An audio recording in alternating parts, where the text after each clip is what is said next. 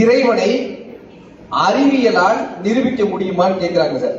எல்லா இடங்கள்லயும் போகும்போது இறைவன் நீங்க கண்ணால் காட்டணும் அறிவியலால் நிரூபிக்க முடியுமான்னு கேட்கிறாங்கல்ல. இன்னைக்கு இந்த கோயில்ல இருந்து சொல்லிட்டு போறேன், இறைவனை அறிவியலால் கூட நிரூபிக்கவே முடியாது. ஏன் தெரியுமா? இந்த அறிவியலுக்கு மூலதனம் என்ன? இதை தெரிஞ்சுக்கிட்டாதான் முழுமையான விஷயங்களை புரிஞ்சுக்க முடியும் ஆன்மீகத்தை. இந்த அறிவியலுக்கு மூலம் என்ன? சயின்ஸ் சொல்றோமா? இந்த சயின்ஸினுடைய மூலம் என்ன? பேஸ் என்ன?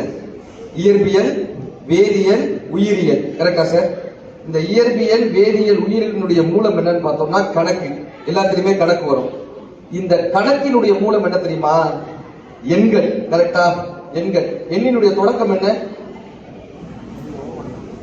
சொல்லவே முடியாதுல்ல. 0 -1 போட்டு போனால எண்ணினுடைய தொடக்கம் தெரியாது. எண்ணினுடைய கடைசி என்ன? கடைசி எண் எது? 1000 சொன்னா அதோட 1 போடலாமா? 10,000 அதோட 1 போடலாமா? கடைசி எண் சொல்லவே முடியாது. தொடக்கமும் சொல்ல முடியாது, முடிவும் சொல்ல முடியாது.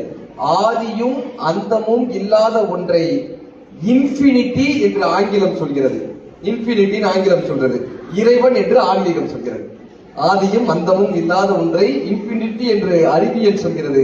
இறைவன் என்று ஆன்மீகம் சொல்கிறது. அறியுமல்ல, அயனுமல்ல, அப்புறத்தில் அப்புறம், கருமை செம்மை வெம்மையும் கடந்து நின்ற காரணம், பெரியதல்ல சிறியதல்ல பற்றுமின்கள் பற்றுமின், துரியமும் கடந்து நின்ற தூர தூர தூரம் என்ற இந்த அறிவியல் சார்ந்த இன்ஃபினிட்டி எப்படி மேக்ஸ் படிச்சவங்களுக்கு தெரியும்.